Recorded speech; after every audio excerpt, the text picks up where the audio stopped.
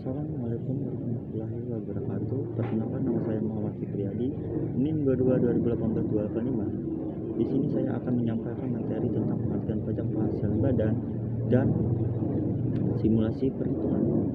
Pajak penghasilan badan merupakan pajak yang dikenakan atas penghasilan suatu perusahaan, di mana penghasilan yang dimaksud adalah setiap penambahan kemampuan ekonomis yang diterima atau diperoleh wajib pajak badan, baik dari dalam maupun luar negeri, dengan keperluan apapun, termasuk misalnya menambah kekayaan, konsumsi, investasi, dan lain-lainnya. Subjek dan objek pajak badan. A.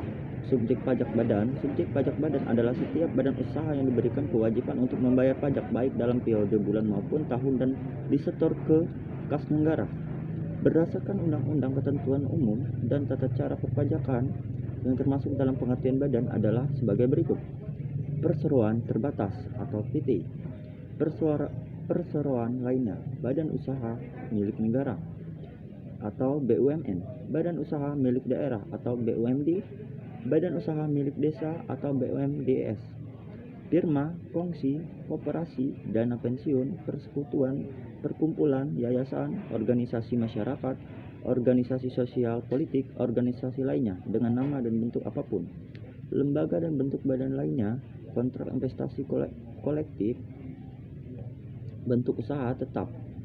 B. Objek PPh badan.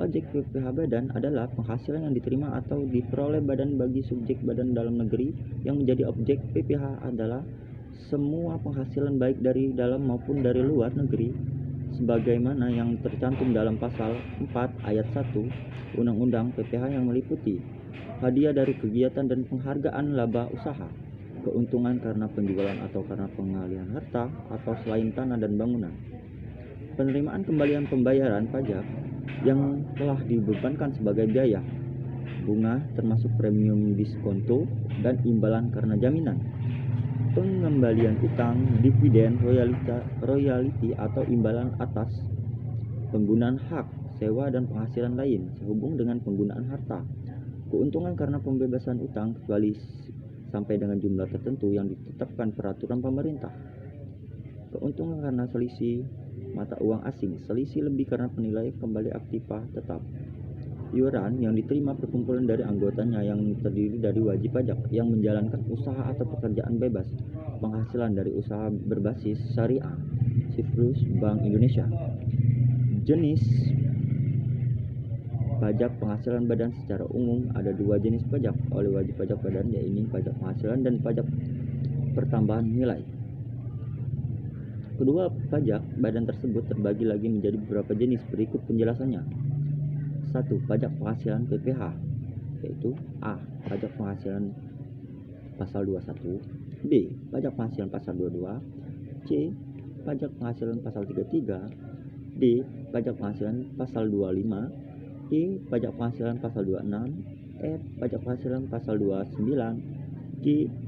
Pajak penghasilan pasal 15, H. Pajak penghasilan pasal 4 ayat 2 PPh pasal 4 ayat 2. 2. Pajak penambahan nilai. A. Pajak penambahan nilai PPh merupakan pajak yang dibebankan untuk transaksi atas barang kena pajak atau BKP dan jasa kena pajak. B. Pajak penjualan barang mewah. Pajak penjualan barang mewah merupakan pajak yang dikenakan atas barang atau produk yang dianggap bukan sebagai barang kebutuhan pokok. Peraturan tentang pajak penghasilan badan. Ada beberapa peraturan yang berlaku mengenai pajak badan, antara lain: 1. UU Nomor 7 Tahun 1983 tentang pajak penghasilan badan. 2. Undang-Undang Nomor 36 Tahun 2008 tentang perubahan keempat atas Undang-Undang Nomor 7 Tahun 1983 tentang pajak penghasilan. 3. Peraturan Pemerintah Nomor 46 Tahun 2013 tentang pajak penghasilan atau atas penghasilan dari usaha yang diterima atau diperoleh wajib pajak yang memiliki peredaran bruto tertentu. Ya, langsung saja saya akan menjelaskan simulasi perhitungan saya. Pada tahun 2018, PT Menteri Harapan memperoleh penghasilan kotor sebesar 10 miliar. Maka sebelum Anda mengetahui pajak yang harus dibayar PT Mentari Harapan, Anda harus mengetahui terlebih dahulu penghasilan kena pajak dari PT Mentari Harapan. Maka Maka pajak yang harus dibayar oleh PT adalah 50% dikali 25% dikali 5 miliar sama dengan 625 juta. Namun perlu dibuat catatan bahwa selama periode tahun 2018 PT Menteri Harapan telah menyetor pajak penghasilan karyawan ke kas negara sebesar 100 juta dan pajak PPh pasal 23 sebesar 200 juta. Maka pajak penghasilan terutang PT Menteri Harapan adalah 625 juta dikurang 100 juta dikurang 200 juta sama dengan 325 juta. 325 juta adalah angka yang bisa dicicil oleh PT Menteri Harapan ke kas negara atas penghasilan badan usaha di tahun 2018. Ya, sampai di sini saja penjelasan materi tentang pengertian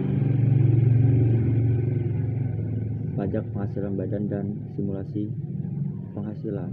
Dan saya ucapkan Assalamualaikum warahmatullahi wabarakatuh.